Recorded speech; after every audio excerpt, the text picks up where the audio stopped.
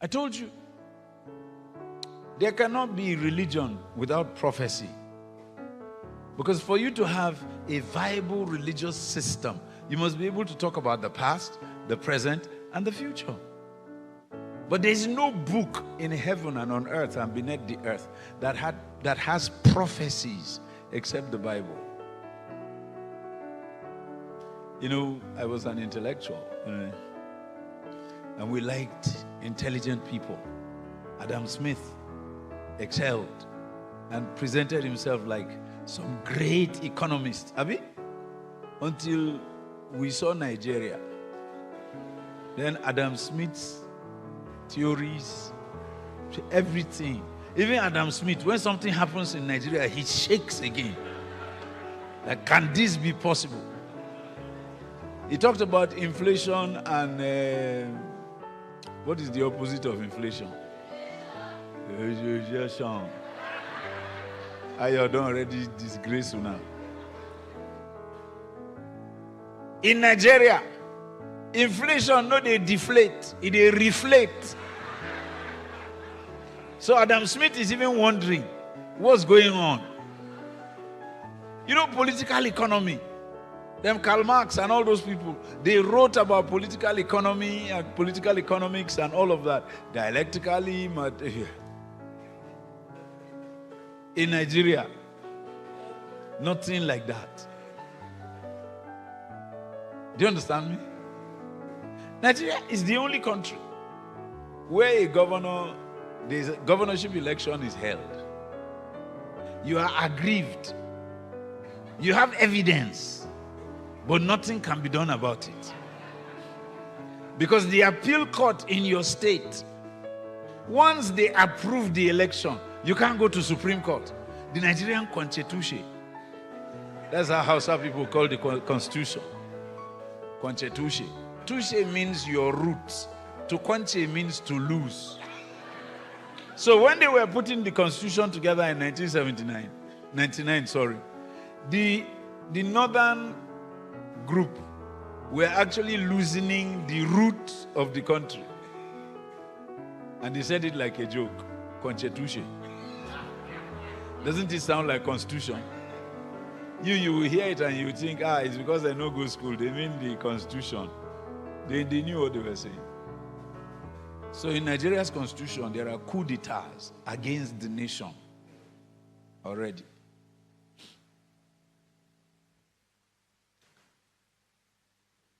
Pythagoras, all those people. You know, Pythagoras was not a mathematician because mathematics wasn't invented then. It wasn't acknowledged then.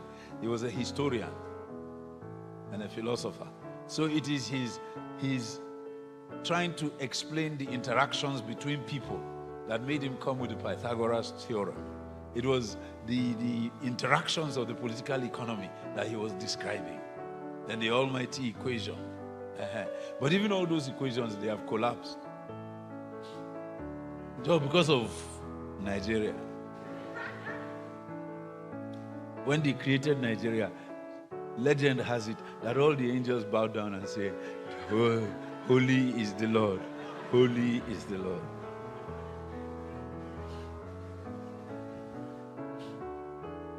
Nigeria. There's nothing Nigerians cannot laugh about. They're the people of joy. If the president's wife kills the president, Nigerians will be sad for 2 hours. Then they will invent a comedy out of it. It's only Nigeria. The head of road safety just said something, the Oga at the top. That's all. It was a comedy. At first we insulted him and said, how can such an illiterate, a nincompoop be at the head of da-da-da-da-da-da-da? And immediately we started having fun. Oga at the top. It's Nigeria. There's nothing obnoxious in Nigeria. She's the only true free country on earth. In Nigeria, you can kill a person, and when the police come, you beg them that they provoked you too much. And the police will understand. I was in America, that God-forsaken country. Sorry. Police caught us that we were speeding. We were traveling from Atlanta to Nashville, and we had a time schedule for me to catch my flight. And the police arrested us. And we blew grammar from beginning to end. The man was just writing his ticket. And then he gave us. And my son later told me why. He said, because every money that they raise for the government, a percentage comes to them. So he must fulfill his pledge to his wife on going for a cruise, traveling on holiday. Are you following me? So they don't know mercy. But Nigeria, the land of mercy. I mean, true mercy. I've seen people sleeping that were wicked crooks. The evidence is there. Everybody knows. But the people are at rest. In Nigeria, you can sleep broke. When I say broke, I mean broke. And wake up a billionaire in 3 currencies. 1 billion in dollar, 1 billion in pound, 1 billion. Not currency like Indian rupees or Zimbabwean dollar. I mean real currency. Are you following me? Nobody will ask you. In America, if my daughter wanted to send me money from somewhere, and she said to me, they are going to ask her why she's sending so much money. I said, how much is the money? I beg. It's only in Nigeria. You can transfer 1 billion to Dizola today. The bank manager will call her and say, hey, madam, I'm coming to greet you. He's not asking where the money came from. Nigeria is the country for true rebirth. People who have messed up big time have ascended to power in Nigeria. And the system absorbs it. No prostitute has ever had as many men as Nigeria, and she's still standing.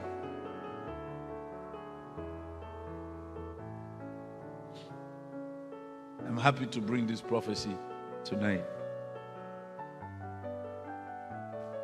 Orphans are not limited in Nigeria. When I say orphans, I mean people without pedigree.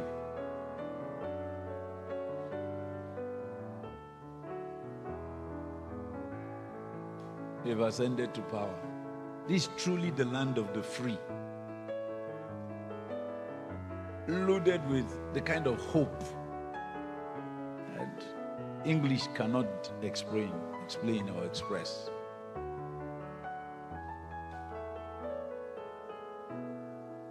She has played a pivotal role in the liberation of many nations. One day, my son was a colonel in the Nigerian army. They went to Sudan at the height of the Janjaweed invasion,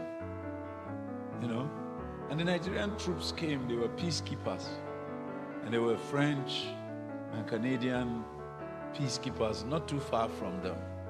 And they had more sophisticated trucks, gadgets. Do you understand me? And they were treating the Nigerians like area fathers. But my son came to Kaduna and said, sir, they are going to post me, or they've posted me to go and head the operation. And I needed to hear a word of prayer. Now, we were in A-levels together. So he's not supposed to call me daddy. I'm just trying to tell you. And he knew me in my foolish days. So he ought to remember those days and then look down at me. But he still regarded me. So as I was passing him, I just heard, you will not lose men. I didn't even realize how important that kind of word is until I heard the other officers with him shouting, Amen! So then I found out that the greatest promise you can give a captain is that he won't lose men. Because when you lose men, you now come to the man's wife and you say, I'm sorry to say that Sergeant Kabiru is not coming back. And then you have to take the wife shouting, falling on you, asking you, what do you mean? What are you saying? What kind of nonsense is that? Why was it he that alone? Why didn't you also die?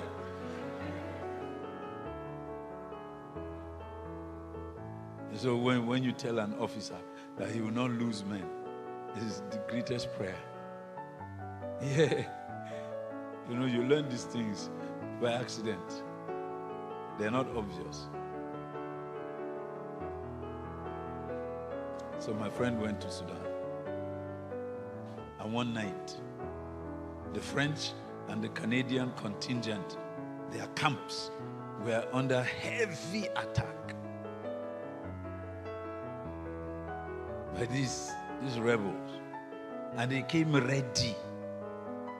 In fact, they were overthrowing the camps when the Canadian leader, the gentleman, swallowed his pride and called the Nigerian commander and said, we need help. When the Nigerians came, Janjaweed melted. They fight. So afterwards, the French and the Canadians had to give the Nigerian contingent their flags as a token to say, guys, you saved our lives. And then you see the Nigerian boys, just AK-47, the boots. You know Nigeria now. The person that they gave the money for the boot didn't arrive. And Nigerian soldiers will be fighting with basketball canvas. But when it comes to fighting, they can fight too.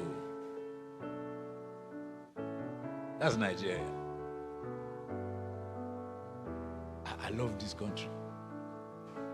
I told my daughter in England yesterday, I said, I need a lawyer to help me draft my papers. She said, why? I said, I want to relocate to England. She said, is that true, Daddy? Are you sure? I said, I'm telling you, you are asking me, am I sure? She said, no, because I know you love Nigeria. I tell them everywhere I go. I went to one country, Singapore. I didn't see police. I was looking for people with uniform. I didn't see them all. But they had a law.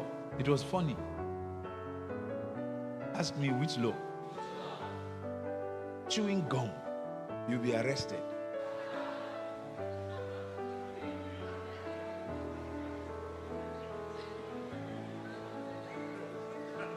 Okay, ask me, how will you be chewing the gum that police will see you from far? Will you be doing, is chewing gum not? But they arrest people. They are not wearing uniform. And then the second law, spitting.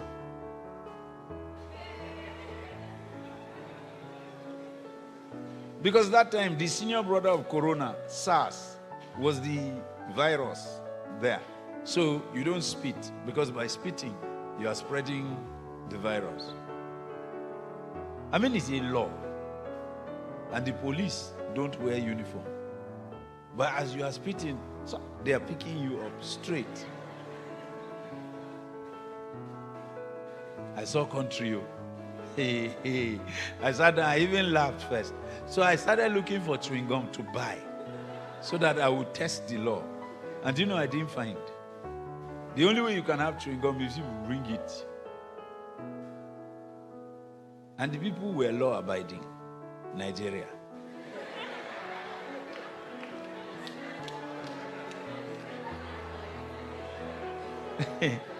How someone would do just in Nigeria.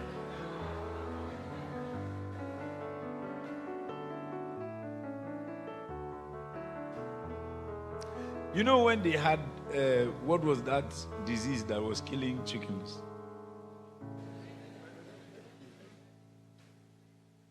No, that pig swine flu. Some years ago, it's over 15 years now. It was killing chickens. Poultry houses, 10,000 birds had to be wiped out. 50,000 birds. So they sent this man. There was this South African before that worked for CNN. His name was Jeff Koinange. Black boy.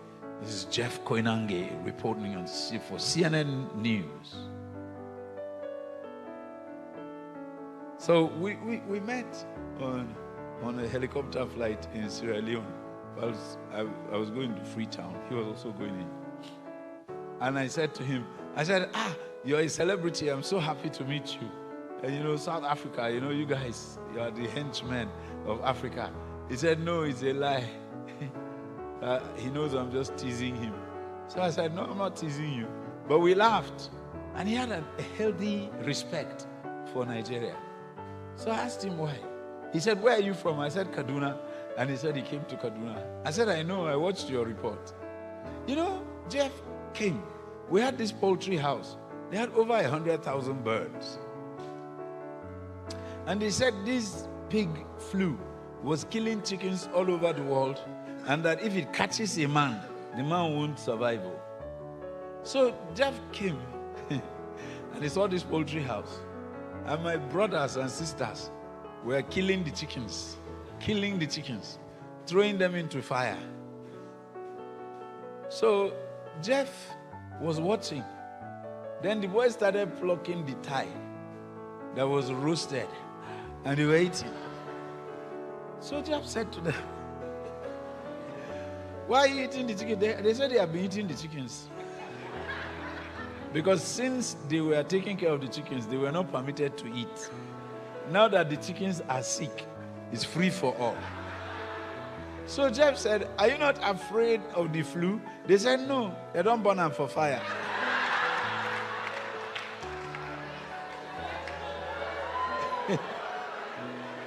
Only Nigeria. You can't see it anywhere.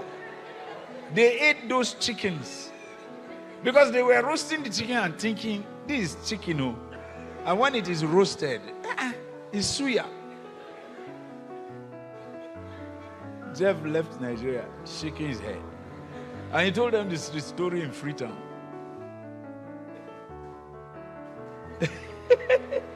He said it on CNN himself. He said that there's something, a country that defies all explanation. And the boys asked him whether he will eat. You go chop? It's Nigeria. Nigeria is a fantastic country.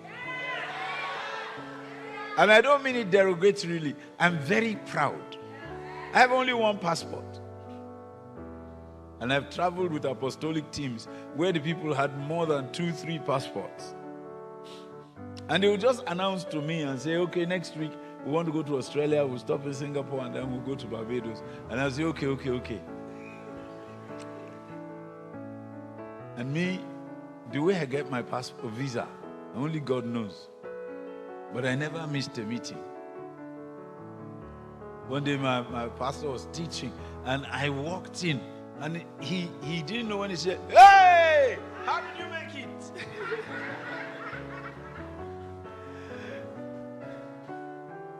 Because, in Nigeria, we live by faith. To give birth to you, it takes faith.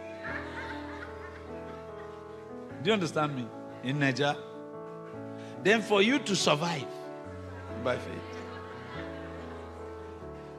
Then when you die, we receive it by faith. And to bury you. So Nigeria is the school of the Spirit. Faith. I agree with Prophet Ayo. I agree with you. You don't come to teach us faith. In Nigeria, if you open the tap, you can see shark coming out of the water. Am I lying? You see Spirogyra. Everything you read in biology is coming out. Directly. So you don't open tap and... Not in Nigeria. But no matter how we purify the water, we drink a lot of things inside. So how are we surviving? So every Nigerian is going to make heaven. By reason of suffering. some countries, when you go, their water is too clean. You don't even want to drink it because they are now suspicious. When I get to England, I don't drink water. I get bottled water. I beg, give me. Because I don't trust their water. In fact, in Nigeria, all of us have the same sickness and disease. When you meet a doctor, malaria and typhoid. Malaria and typhoid. Malaria and typhoid. We don't have any other disease. Am I lying? How many of you have suffered malaria and typhoid? How many of you are still suffering malaria and typhoid? I'm not lifting my hand to inspire you. I'm also suffering from it.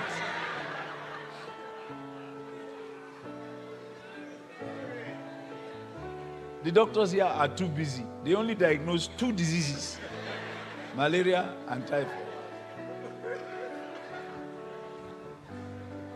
Nigeria is a great country.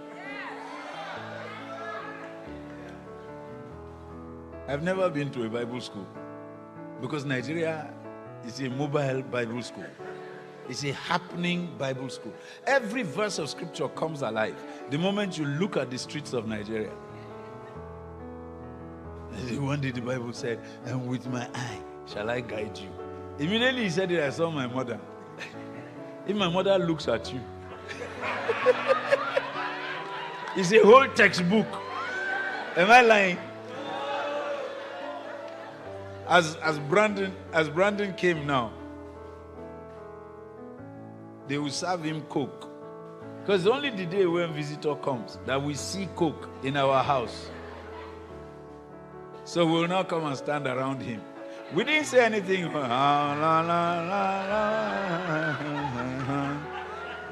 You too, you did that thing. We want to see how he will drink the Coke and not say, "Taste some." My mother is the only woman I know that will stand like this and be asking him, "How is your wife? Oh, how is Susie? Oh, how is your dog? How is your..." My wife will be talking to him, and with her eye, she will look at you, and he will not see it. But when you see the eye,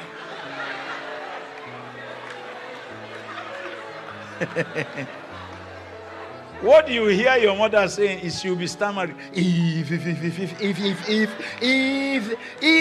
you even try. And you know, we became so stubborn. That's why Kunle likes me. Because we are cousins in stubbornness. Sometimes we'll look at Brandon, look at the Coke, then look at our mother. Then imagine the punishment. And we die. If I die, let me die.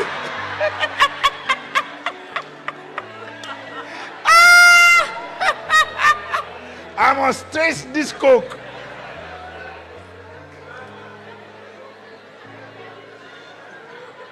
Then we'll come and be rubbing his leg. Uncle. So he has no choice. And then we'll go out. Then my mother will be looking for a child to send. Nobody. Chris! You hear us shouting from, "Mommy, I'm far away. Call another child." Because you know you must not come back to that house. Nigeria. Great country. You can fit in anywhere. Nigerians went to South Africa and they collected the most lucrative streets from South African prostitutes. Nigerian prostitutes. They drove the South African girls out of the road. You know King's Road, where business booms. You see Nigerian girls there. The South African girls couldn't figure out again because Nigerians are die hard. The guys pushing drugs in South Africa, they gave way for even in China. Nigerians, they're very tough. Hard guys. Correct. One day, a team of scientists arrived in Alaska. Now, you know, we don't know those kind of things. Where there is snow 24/7, 7 days a week, every month of the year. You know, some countries, they don't see the sun. I saw a missionary, so I told him, I'm coming to your country. I'm going to go to Latvia, and then I'll turn around there, enter Estonia, then I'll come to your country. And he said, when? I said, this month. He said, now? I said, well, you know, we're in 4 months of darkness until in March before we see the sun. So I hope you are ready for the cold. This is a white man asking me if I'm ready for the cold. The air conditioner yesterday in my hotel, it nearly killed me. Do you understand me? I stood up, I switched it off, and mistakenly switched it on with my intention to switch it off. You know, I press and switch the thing off, come back on.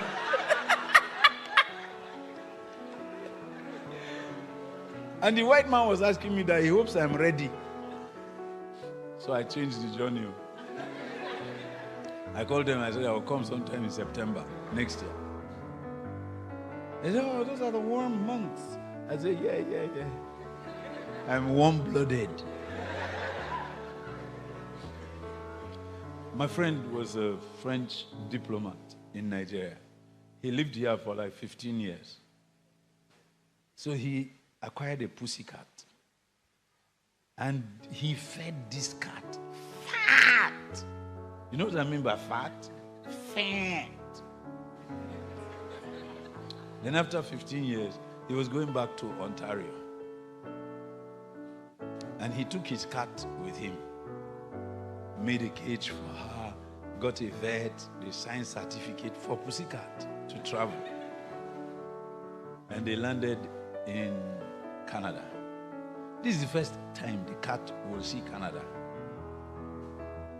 So the house he was in has a little door at the bottom of the big door where Pussycat used to pass and dog too can pass.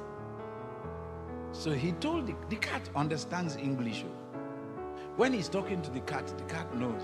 So he told the cat, don't go out. The cat no hear word.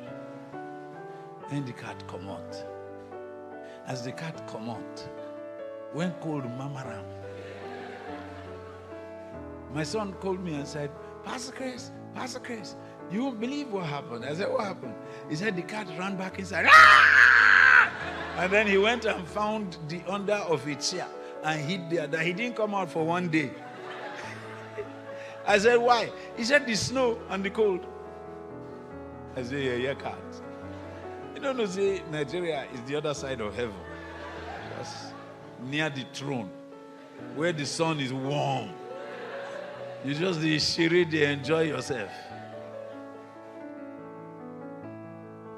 Even my wife just came back from America. So I was telling her, she went to see our mother in Hawaii. So she enjoyed Hawaii, the sun. You know, so I told her, I said, yeah, you know, the weather is like home, you know. So she said she was going to Kansas.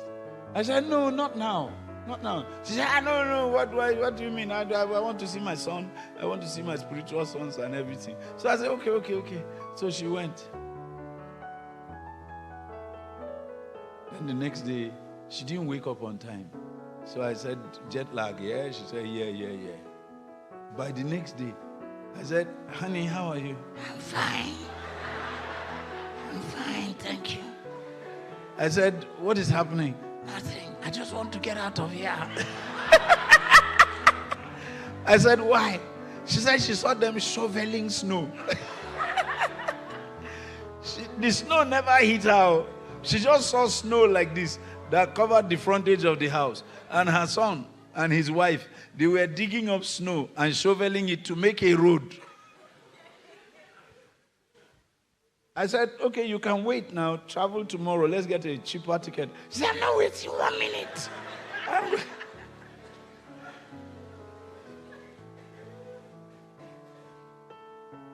It's a bright country you are in. If you don't know, you'll be prophesying against her.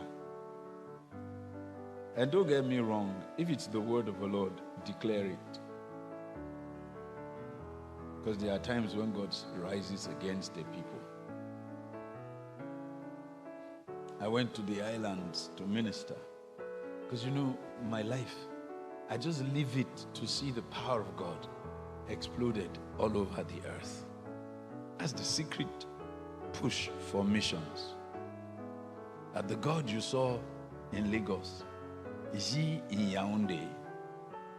Is he in Douala?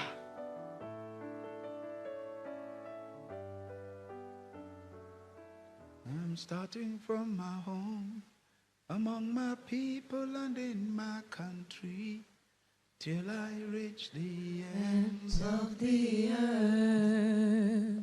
It's too heavy.